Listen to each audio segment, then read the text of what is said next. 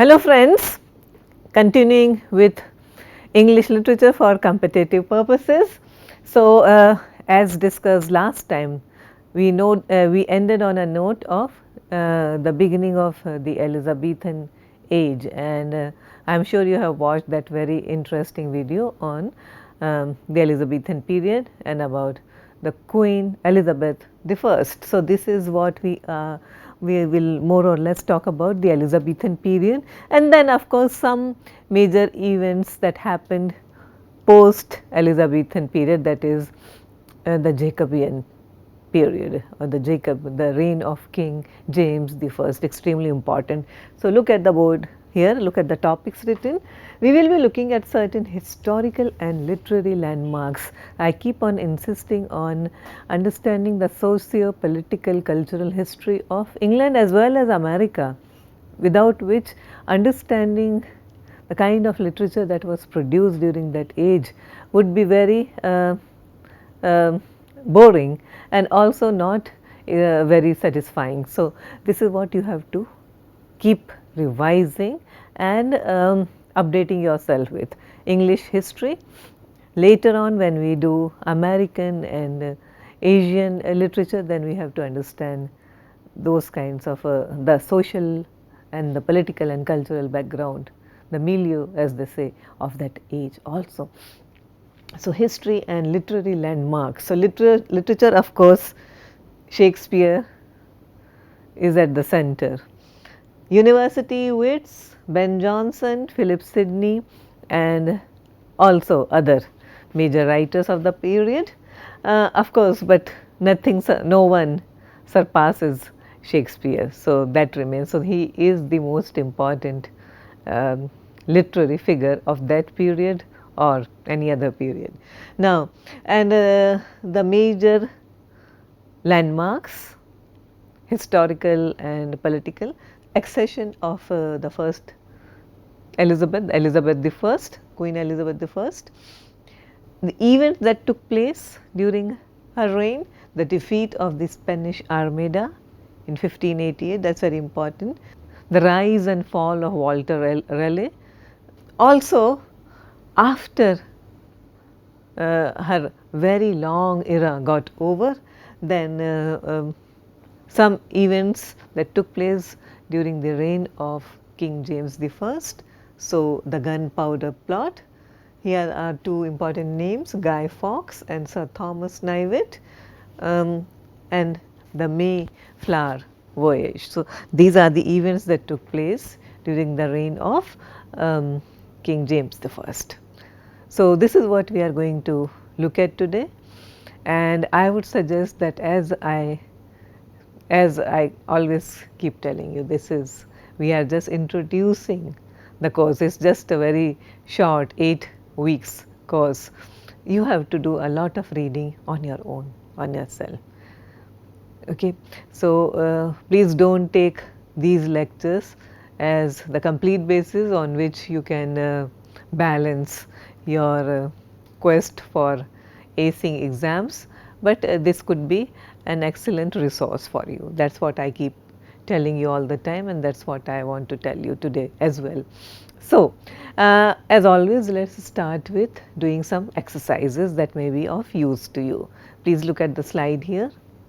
Prominent members of this group were Christopher Marlowe, Robert Greene, Thomas Nash, John Lyly, Thomas Lodge and George Peele. Which is the missing name? What are we talking about, and which is the missing name with this particular group? Here are your choices. Who is missing?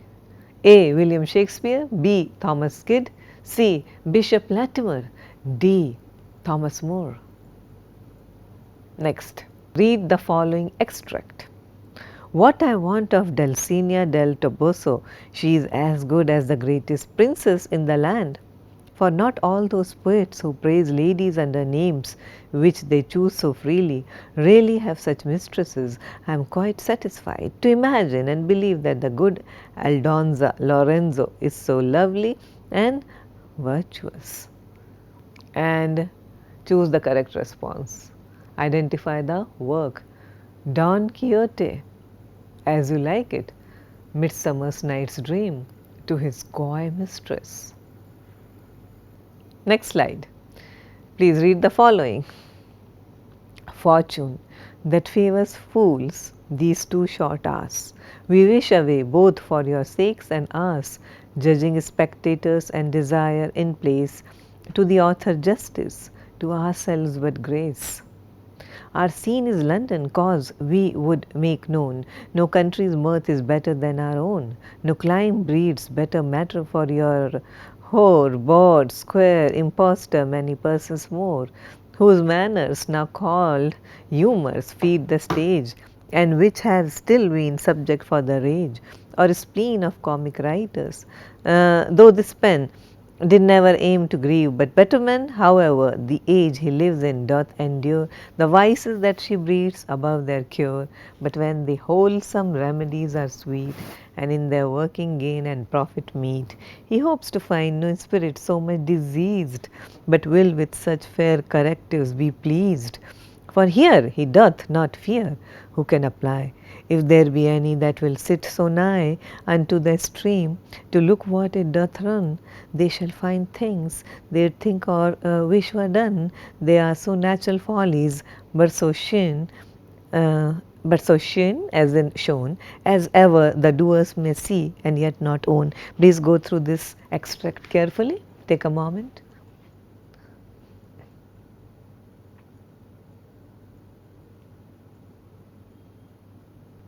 And here are your questions. Identify the work. Marlowe's Dr. Faustus, Shakespeare's Midsummer Night's Dream, Ben Jonson's The Alchemist, Philip Sidney's Arcadia. Remember, these are the major literary stars of that period. Question 4. Read the following extract. Doros to Pamela. My sheep are thoughts which I both guide and serve. Their pasture is fair hills of fruitless love. On barren sweets they feed, and feeding starve. I wail their lot, but will not other prove. My sheep hook is one hope, which all upholds. My wheat's desire cut out in endless folds. What wool my sheep shall wear whilst thou they live, in you it is, you must the judgment give. See, all the elements of the so-called pastoral. If you have done something like pastoral, even without knowing the title of the poem, you should know, or even without knowing the poet, the name of the poet, you would know what is being talked about, which work is being discussed. Sheep, feed, barren sweets, sheep hook, what wool. So look at this. So what kind the genre or the subgenre it is? It is a pastoral, and who could be the poet of pastoral poetry? Identify the poem. Troilus and Cressida, that is Chaucer. The Fairy Queen, that is Spenser. Eclogues, that is Virgil. Arcadia, that is Philip Sidney. Number 5. What is the inscription on Ben Jonson's tombstone? A. The good Ben Jonson. B. The honest Ben Jonson. C. The rare Ben Jonson. D. The exceptional Ben Jonson. Next question, number 6. Read the following extract from Shakespeare's play, As You Like It. As I remember Adam, it was upon this fashion, bequeathed me by will, but poor 1,000 crowns. And as thou sayest, charged my brother on his blessing to breed me well. And there begins my sadness. My brother Jacques, he keeps at school, and report speaks goldenly of his profit. For my part, he keeps me rustically at home, or to speak more properly, stays me here at home unkempt. For call you that keeping for a gentleman of my birth, that differs not from the stalling of an ox. His horses are bred better For besides that they are fair with their feeding, they are taught their manage, and to that end riders dearly hired. But I, his brother, gain nothing under him but growth, for the which his animals on his dunghills are as much bound to him as I. Who is the speaker here? Oliver, Duke Frederick, Touchstone, Orlando. Whose epitaph is this? Good friend, for Jesus' sake forbear to dig the dust and closed here. Blessed be the man that spares these stones, and crushed be he that moves my bones. Extremely famous, historic, epic lines. Epitaph on a tombstone of a major personality. A. William Shakespeare. B. Henry VIII. C. Christopher Marlowe. D. Thomas Kidd. Next, read the following. A man that apprehends death no more dreadfully but as a drunken sleep, careless, reckless, and fearless of what is past, present, or to come, insensible of mortality and desperately mortal. Your question is, identify the speaker. Jacques in As You Like It, Cassius in Othello, Banquo in Macbeth, Bernardine in Measure for Measure. Next question. Identify the play. All quotes are from the same play. A. The bright day is done and we are for the dark. These are extremely famous and popular lines, even used here and there in different contexts. B. There is beggary in the love that can be reckoned. C. The bar she sat in, like a burnished throne, burnt on the water, the poop was beaten gold, purple the sails, and so perfumed that the winds were lovesick with them. The oars were silver, which to the tune of flutes kept stroke, and made the water which they beat to follow faster, as amorous of their strokes. For her own person, it beggared all description. Again, very popular lines. Which play? Here are your choices. A. Antony and Cleopatra. B. Julius Caesar. C. Hamlet. D. Troilus and Cressida. Number 10. Read the following lines by Shakespeare. If music be the food of love, play on. Give me excess of it that, surfeiting the appetite, may sicken and so die, that to strain again it had a dying fall. Oh, it came over my ear like the sweet sound that breathes upon a bank of violets, stealing and giving odor.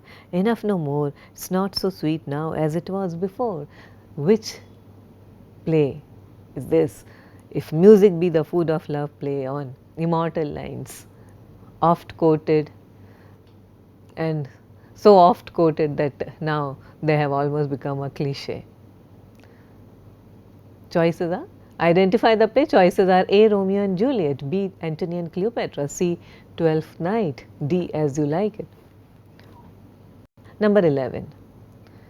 I am just giving you the plot, the beginning of the plot of a famous play by Shakespeare.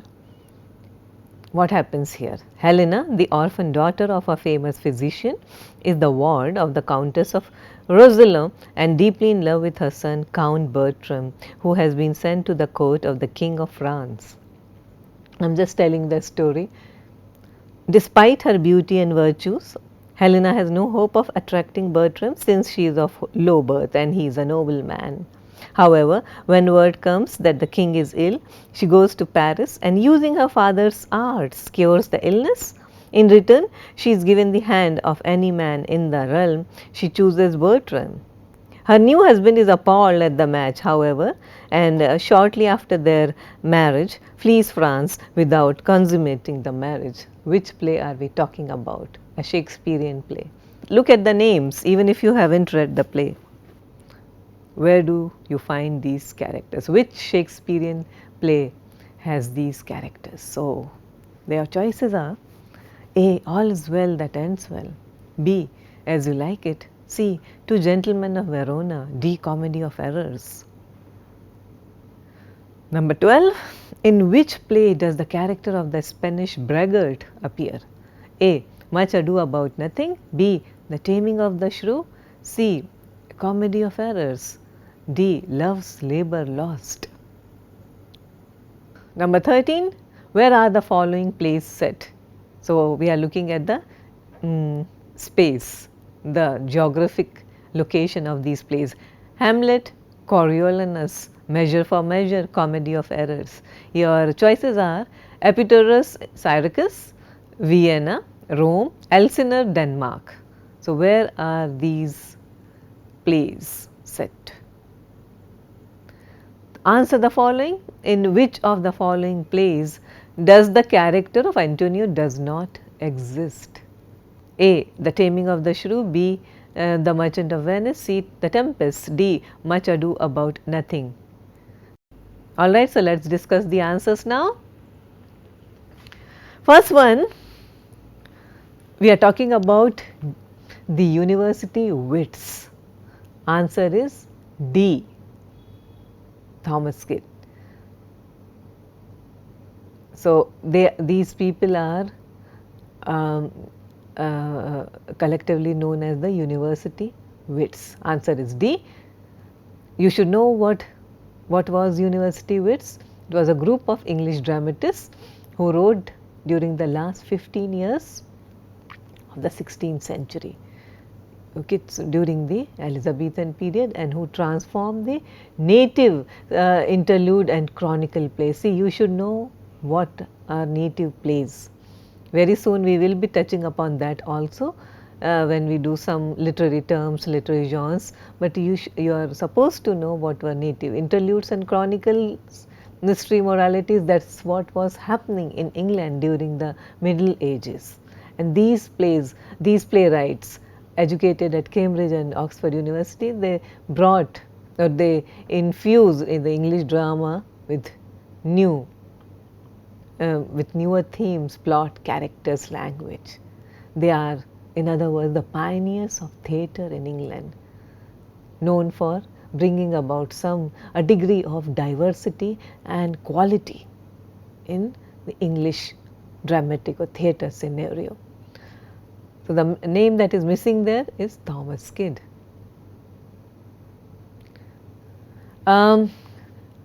Number 2, that Dulcinea, that is from Don Quixote by Cervantes. Miguel de Cervantes, the great writer from Spain, 1547 to 1616. That means he died in the same year as Shakespeare. Apart from being a novelist, he was also a playwright and poet, and of course, the seminal work is Don Quixote, written in 1605 and also in 1615. He took almost 10 years to complete, and it is also the most important and most celebrated work from Spain and in Spanish literature. You should also know that Cervantes also tried his hand to the writing of drama at this age, the early dawn of the so-called the early dawn of the golden age of the Spanish theatre. He was commissioned or contracted to write 2 plays in 1585, and there was a play called Confusion, La Confusa, and he later described it as the best play he ever wrote. The 2 surviving plays of this time are one is a historical tragedy called La Numancia, okay, a tragedy, and another one is El Trato de Argel, that is the traffic of Algiers. They were written in 1580s, somewhere during the dates are always uncertain, but the possible date is during the 1580s. Third one is C. It's The Alchemist, Ben Jonson's The Alchemist. As we have been referring to Ben Jonson here now and then, he was the son of a clergyman, okay, and he received very good education at Westminster School. When James the First ascended the throne in 1603, Jonson soon became a royal favorite. He was often asked to write mass, which was a particular kind of drama which called for magnificent scenery, pageantry, spectacle, clothes, beautiful costumes, giving nobility the opportunity of acting the part of some distinguished or supernatural characters, as we have already seen in The Fairy Queen. Ben Jonson was awarded a royal pension by James I in 1617 and also became the first poet laureate, though the title was not given, but he was pensioned. So, unofficially at least, and not in name, but still he was the first poet laureate. He also wrote a volume of prose called Discoveries Made Upon Men and Matter, which contains his famous criticism on Shakespeare, and it's very noteworthy because it shows how Shakespeare's contemporary regarded him. He says of Shakespeare, I love the man and do honor his memory on this side idolatry as much as any. It's like idolizing someone, worshipping someone. So that's how Shakespeare was regarded by a contemporary no less great than Ben Jonson. An interesting trivia about Ben Jonson is that he was buried standing up in the Poets' Corner in Westminster Abbey. And why was this done? Because he expressed such a wish in jest, in humor, but James I took him seriously. The poem, the pastoral poem, answer is D. Question 4, answer D. Philip Sidney's Arcadia. A pastoral poem, a great poem for all ages. Philip Sidney was an Elizabethan courtier, statesman, soldier, poet and patron of scholars and poets, a complete Renaissance man. After Shakespeare's sonnets, Sidney's Astrophel and Stella is considered the finest Elizabethan sonnet cycle, one of the greatest pieces of sonnets, next only to Shakespearean sonnets. He also wrote The Defense of Poesy, which introduced the critical idea. So, he was also a literary critic for those times. So, in The Defense of Poesy, he introduces the critical ideas of Renaissance theorists to England. Renaissance theorists from across the world. So, a true scholar and a gentleman and a poet and many other things as well.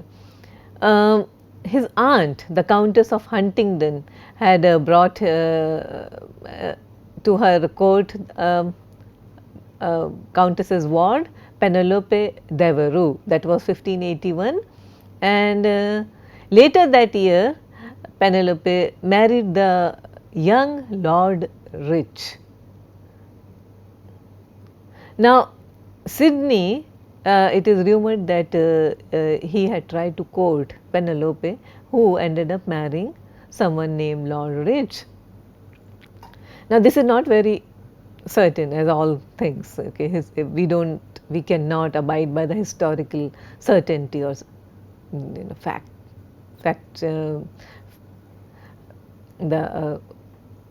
We cannot state with utmost certainty whether he did fall desperately in love with Penelope, who married someone else.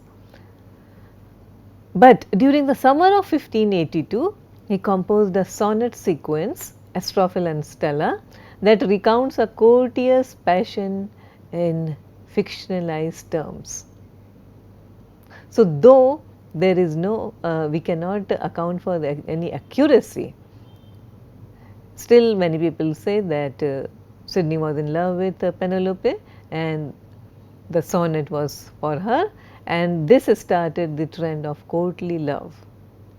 Okay. So, love's first stirrings, his struggles against it, abandonment of his suit to give himself instead to the greater cause of public service. So, all these things are the subject matter of Astrophel and Stella, one of the sonnets there. Now, these sonnets witty, impassioned. They were also responsible for bringing Elizabethan poetry uh, of age. And also not to forget the great defense of poesy, which is a very eloquent plea for the social value of imaginative fiction. Okay, one of the finest works of literary criticism. Number 5, so epitaph on Ben Jonson's tomb. Answer is C, the rare Ben Jonson. Not the good or honest or extraordinary, the rare Ben Jonson. Answer to question C is D, Orlando. The speaker is Orlando.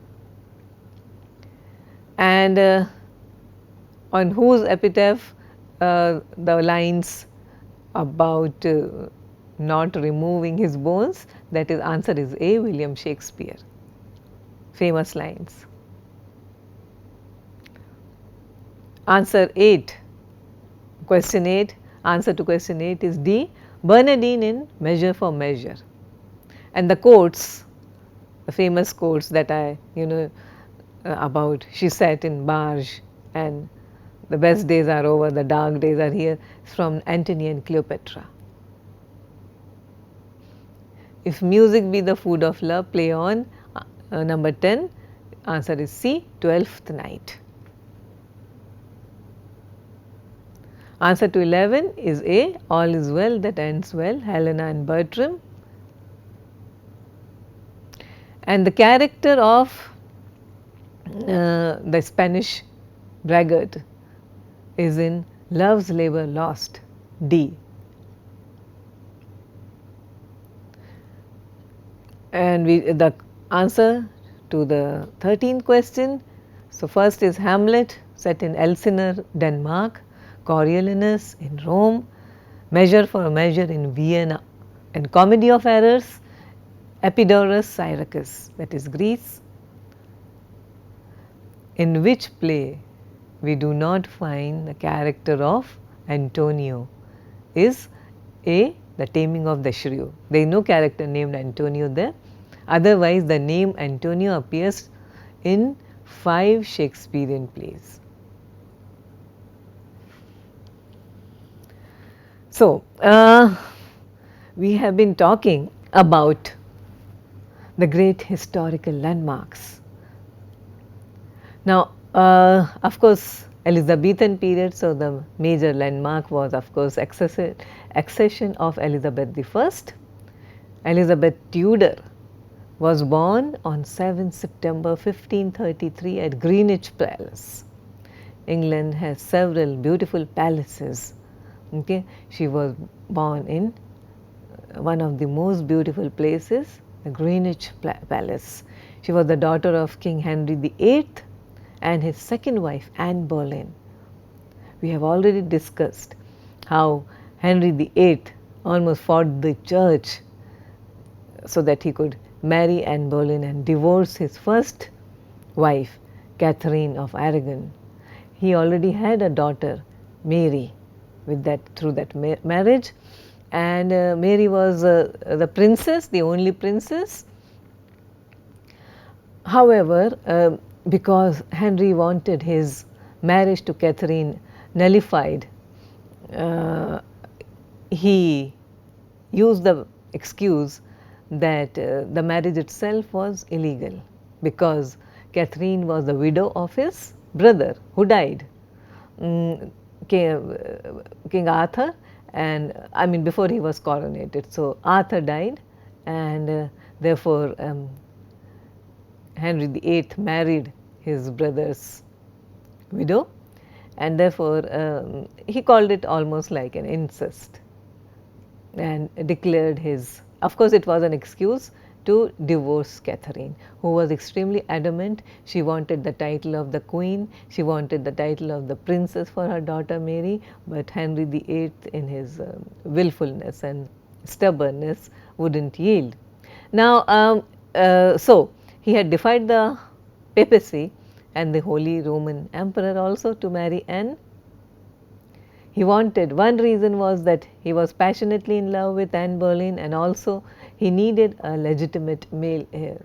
He already had an illegitimate son, Edward, but because of the legal question, Edward couldn't be his heir to the throne.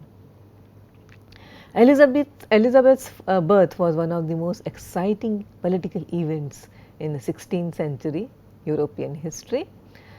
However, Anne soon fell out of favor with the king, and Henry VIII ordered Anne to be arrested and charged her with a variety of crimes, some of which were including practicing heresy and witchcraft and having incestuous relationship with her own brother George.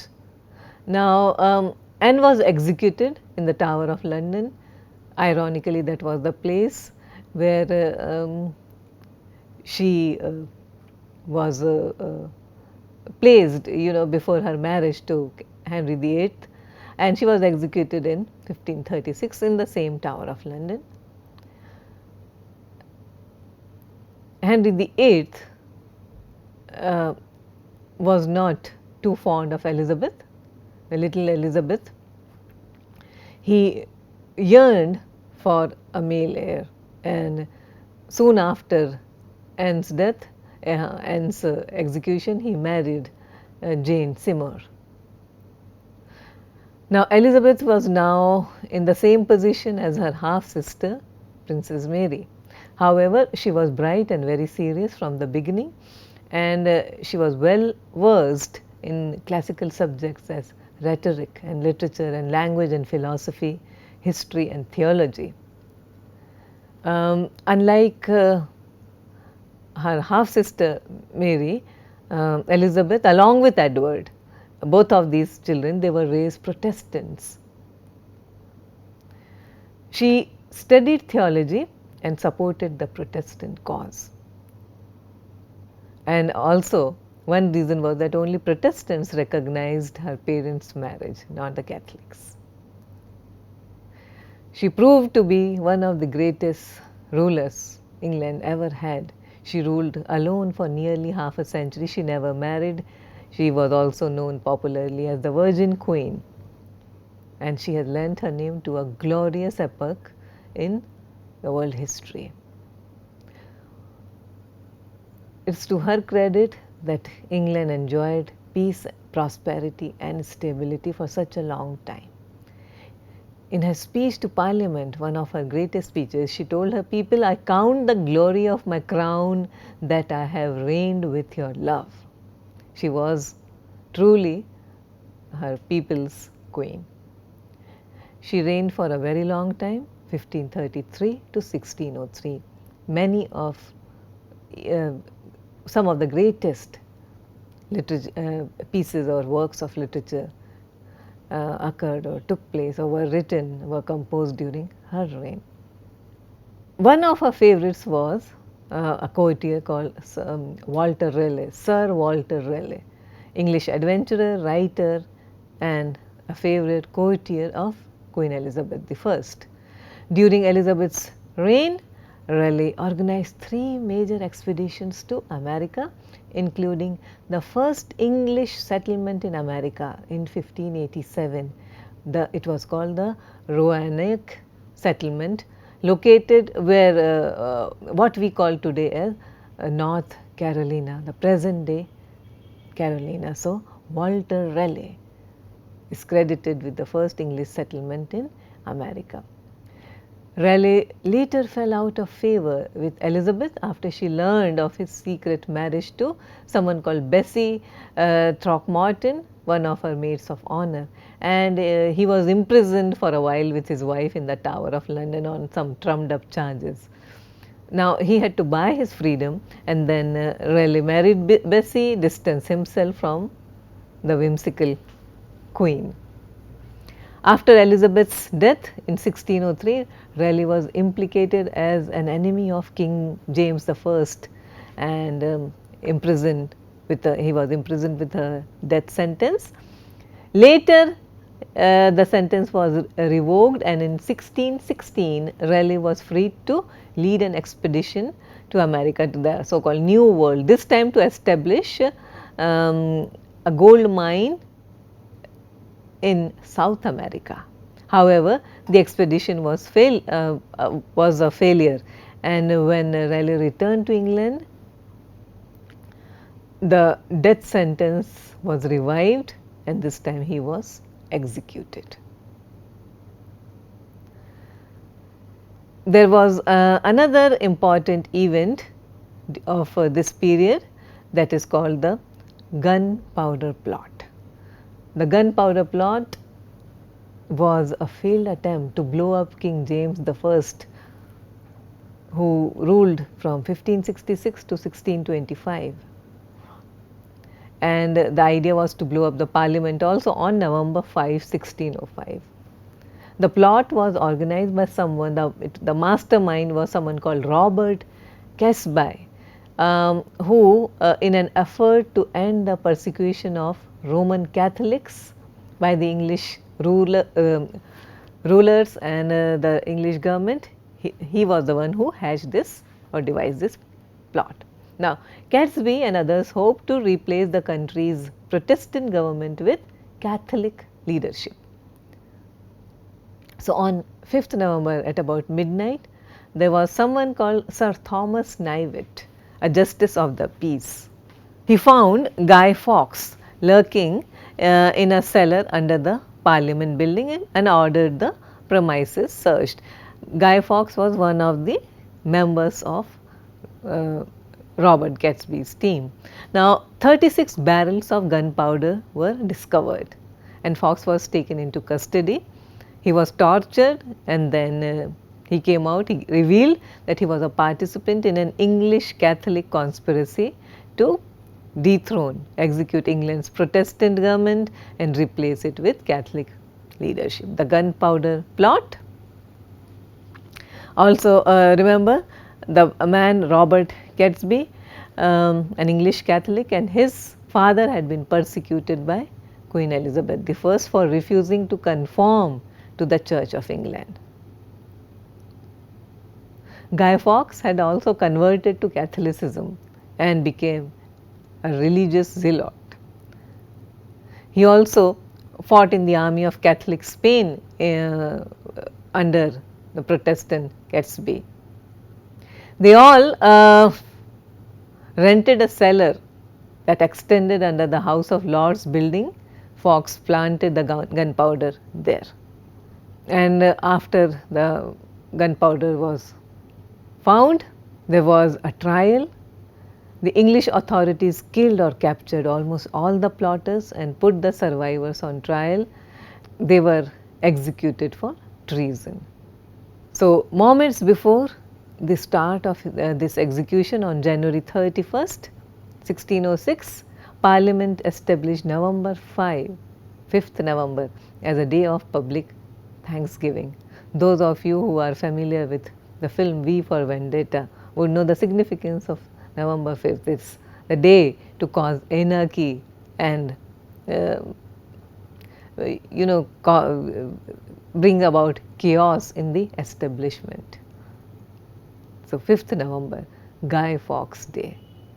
So, 5th November is celebrated as Guy Fawkes Day by burning Fawkes' effigy. Another major event of this period was the defeat of the Spanish Armada. We were talking about Shakespeare's Love's Labour Laws, and which talks about the Spanish Armada. The history is that in 1585 England was at war with Spain, and Sir Francis Drake of England took a fleet to the Spanish Main, where he sank a large number of Spanish ships and plundered several of their rich cities. 2 years later, he sailed into the Bay of Cadiz and sank a number of ships that were assembled there. He called this enterprise singeing the King of Spain's beard, setting the king's beard on fire, figuratively. Now, there was someone called the Duke of Parma. The King of Spain was King Philip, and the Duke of Parma was his governor in the Netherlands. He was very concerned about this war, this battle between Spain and England, and there were talks about of mounting an attack on England before he had regained a large enough port on the Dutch coast. Now, Philip overruled his doubts by deciding that a fleet from Spain would secure a landing area on the Kentish coast and then ferry Parma's army across. In 1586, Drake was at Plymouth when he got the news that a great Spanish fleet had been sighted in the channel, the English channel, known as Spain's invincible Armada, something that cannot be defeated. It had lumbering ships, but they were soon chased off by the lighter and more active ships of the English fleet. The Spanish fleet was completely demolished. And what was the result of this? Queen Elizabeth was she became a decisive and a major player in the political scene or political arena of that period. England became a world-class power and was credited with introducing effective long-range weapons into naval warfare for the first time, thus ending the era of close quarter fighting. So, that was one major event in the history of England during the reign of Elizabeth I. Before winding up today's class, I also want to introduce you to another historic event, that is the sailing, the voyage of the Mayflower. That was 1620, and a merchant ship called the Mayflower set sail from Plymouth, that was a port on the southern coast of England. Now, the Mayflower's cargo typically was wine and dry goods, but on this trip the ship carried passengers, 102 of them, all hoping to start a new life on the other side of the Atlantic. Nearly 40 of these passengers were Protestant separatists. They called themselves saints who hoped to establish a new church in the new world, America. Today, we refer to the colonists who crossed the Atlantic on the Mayflower as pilgrims, the Pilgrim Fathers, the first batch of people from England to arrive on the American land. And on this note, I would like to end today's class. Before we wind up, take a look at this video. Sir Philip Sidney, a brief biography, and the link is given here. Thank you very much.